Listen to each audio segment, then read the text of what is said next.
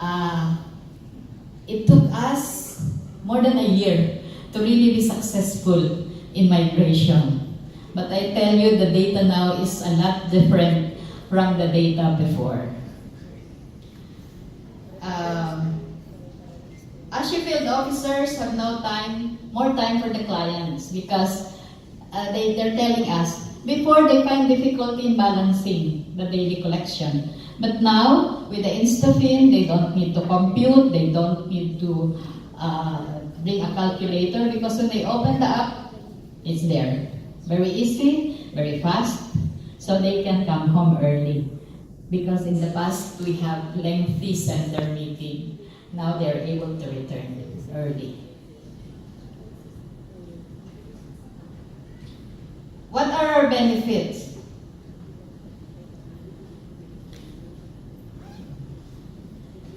I forgot to press the,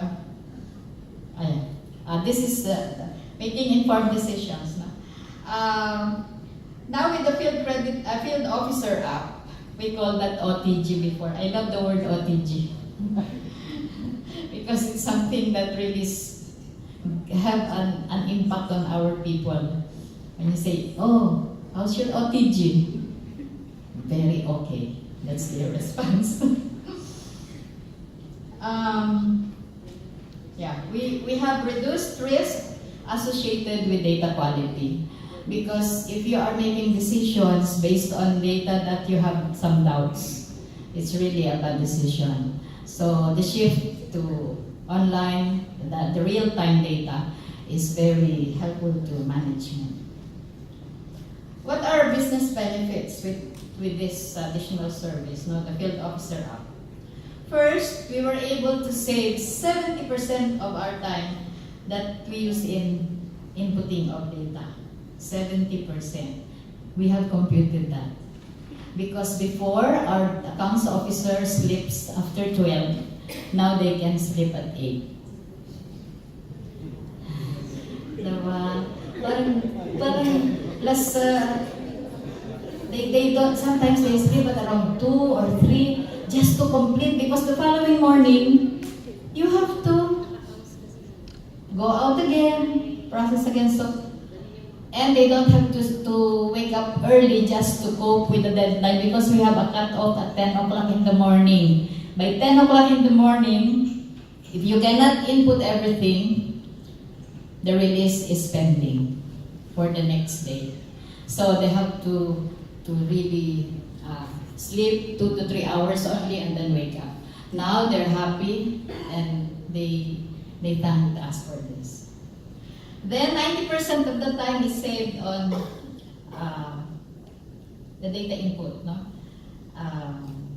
The 70% is doing it in the center because they compute, they total, they summarize, they count the money. Now it's very easy. I tried observing one development officer doing this when I went down to the center level, and it's really a very easy task for her. The data quality improved by 80% because we were able to sweep out all garbage in our data. If before our reports are generated too late and then we have to look for where is this, where is that. Now, all those data, they try to hide the bar.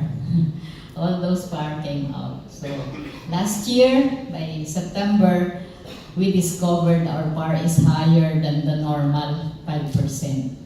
But we were able to manage it because we say it's high time we write off. Because this data that they're keeping as par are also 5 to 10 years ago. Why will you stay on with those data? So we try to write off. It's a good thing because we have made provisions for that. So our financial statement is still okay after the write-off.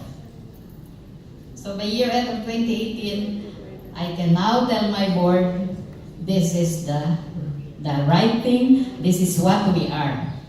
And I believe they will be happy with the report.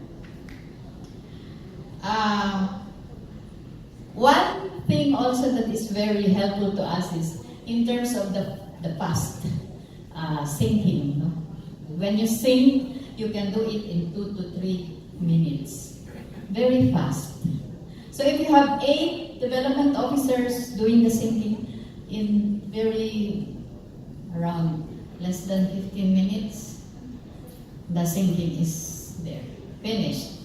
The accounts officer can now do the other checking. So it's really very helpful. So one thing also that I like to thank Oradian is, if every time we ask for, can you do this, can we have this, all requests, yes, we fall in line, but they're updating us. They're trying to help us, they're trying to satisfy what we are asking. So every time we can email, even Julian, when I have some issues, I email Julian or everybody there. I try to disturb. And they answer immediately. That is what is very good. Unlike in some other provider, you have to go through the protocol. But here in Oradian, it's just like family. So, thank you, Oradian. You have been done.